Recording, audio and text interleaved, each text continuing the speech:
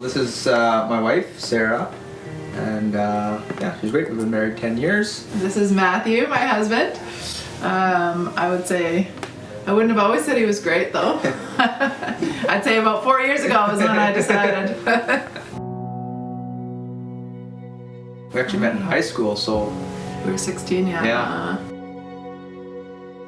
I journaled about him. Oh my gosh, I have so many write-ups about how in love I was with his eyes and everything. I've struggled in addictions through most of my adult life.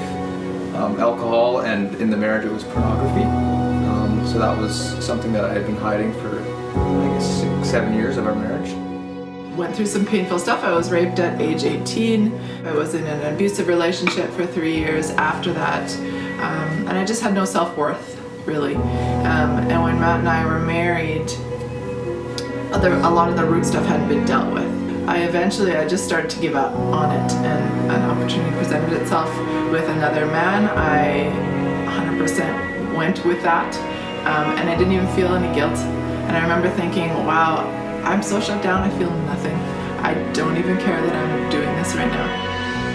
The day he told me about his addiction was the day I decided to tell him about my side of things, and of course that was an explosion.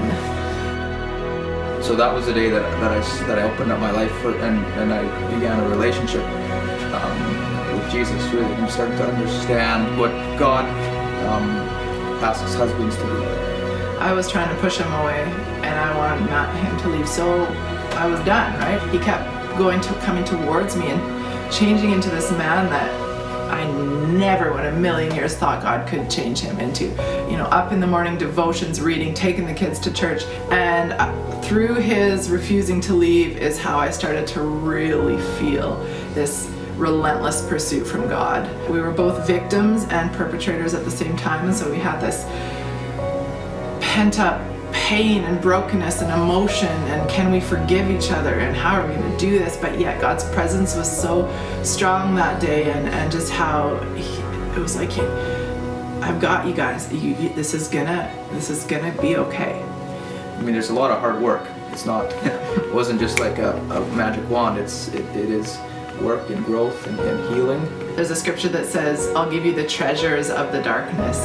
And I just love that. I think there is so many treasures out there in darkness right now.